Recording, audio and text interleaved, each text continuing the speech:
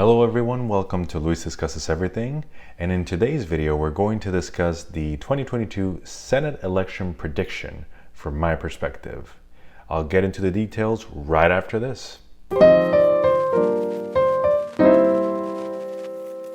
Coming to you with another prediction.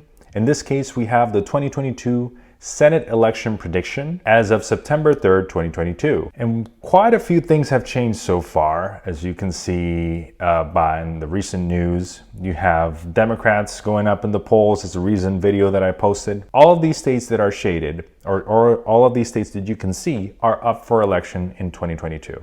The ones shaded in blue represents the Democrats, the one shaded in red represent Republicans, the one shaded in gray represent toss-ups. But I'm going to characterize all of them. As you can see, I've already shaded a couple of them. Those are races that either are safe or likely for either party. So I'm going to start off with the state of New Hampshire. If we look at the Senate prediction and we go down to where that state is, according to 538 forecasts, you can see that Maggie Hassan has about a 79% chance of winning her Senate seat. And that's due to a myriad of factors, but mainly she's up in every single poll ever since the start of polling, which was roughly around January 11th to 12th. She's up in the polls, even amongst reputable pollsters such as Trafalgar Group, which usually has a right-wing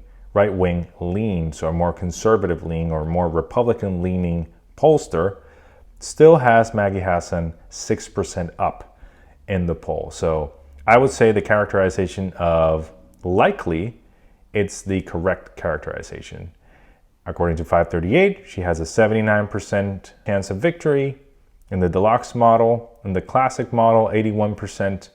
The deluxe model joins together the expert advice or the expert opinion, coupled with polls, coupled with fundraising, coupled with voting patterns. Okay, it takes all those things together.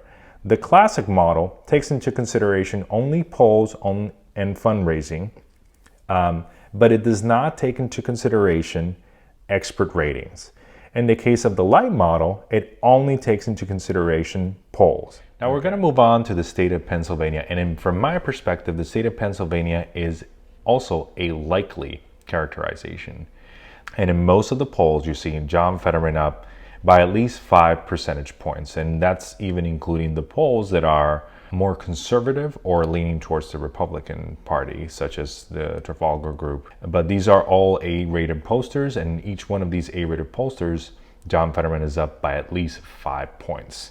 So that, in my opinion, gives John Fetterman gives me enough of a reason for John Fetterman to have a likely characterization. The chances of him succeeding have only gone up as the time progresses, according to the 538 forecast. According to the polls have gotten slightly closer. But in all honesty, nobody expected John Fetterman to win by, 18 points in a swing state? That's just unrealistic. Moving on to the next state, let's move to the state of Arizona. In this state, and according to the 538 forecast, which is again the deluxe model, Mark Kelly is up considerably in the polls. I think the most latest poll, he's up by 3 or 8%. Those are the most recent polls. In every other poll, he has led by at least 5% or more. Obviously, as we get closer to the race, it gets a little bit closer in the polls. The Trafalgar Group has him up by 3%.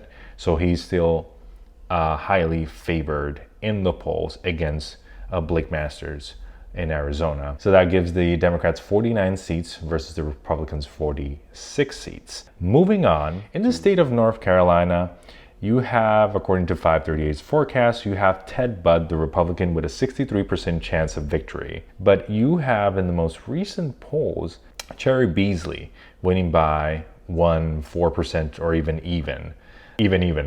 And that means that the race has considerably from June 1st, where Republican was leading by 7 points, to right now where you have about roughly less than 3 percentage point difference between both candidates. And that matches an overall trend among the senatorial elections where you have a narrowing either a narrowing of the race or the Democrat leading in those races. And this follows the Dobbs decision.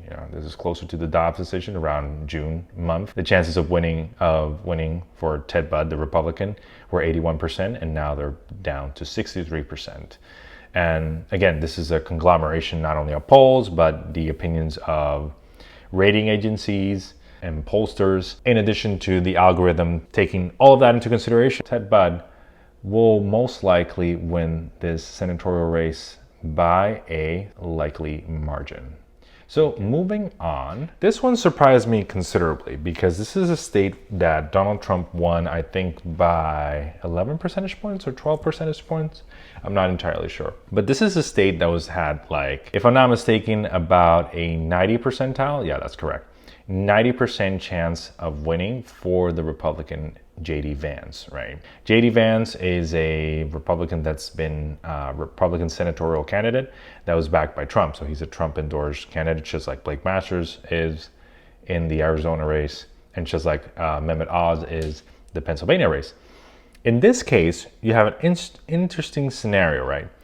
Most pollsters, most of those organizations are saying that this race will go to J.D. Vance, mainly because of historical precedent. As of recently, you have had a lot of polls. Ryan, the Democrat, has been up by as much as 11 points or as low as 3 points. The reason they still give it to J.D. Vance is because historically, polls have been so heavily favoring Democrats. In the most recent two polls, you have two A-rated pollsters giving the race to J.D. Vance. So I agree with those last two polls. I think this race is definitely going to J.D. Vance, maybe by a closer margin than it was in the 2020 elections, certainly not by 10 points, but I definitely think that J.D. Vance will win the Ohio Senate election, but by a likely margin. In Wisconsin's Senate race, this is another race that surprised me, basically because you have an incumbent Republican senator running for re-election, just like in the case of North Carolina, if I'm not mistaken. You have it in a toss-up. Originally in the polls, you had Ron Johnson up in the polls consistently. But this was before the Democratic Party had chosen their candidate for the election, which in this case is Mandela Barnes. Ever since he was chosen as the candidate, in every single poll as of June, he's been leading consistently, even amongst A to B rated pollsters. Even amongst the Trafalgar Group, which is, again, I told you, it's a Republican-leaning pollster. You see that also in the popular vote and also in the chances of winning. Ron Johnson had an almost 80% chance of winning and now has narrowed down to just a 53% chance. So the race has turned into a toss-up in just a span of 2 months. Important thing to remember is that in the 2020 election, you had and even in the 2018 election, if I'm not mistaken, you had senatorial election, you had the polls heavily favoring the Democrat, just like in other races. You had Biden up by as much as 7%. He ended up winning less than 1 percentage point, about 1 or 2 percentage points. So there's a huge polling miss in this state. If you apply that percentage point error to the polls that are coming out, Barnes would lose the senatorial race. So in this case, I would still give Wisconsin to the Republicans, but in this case by a tilt margin. That leaves us with a Senate that looks 49-49.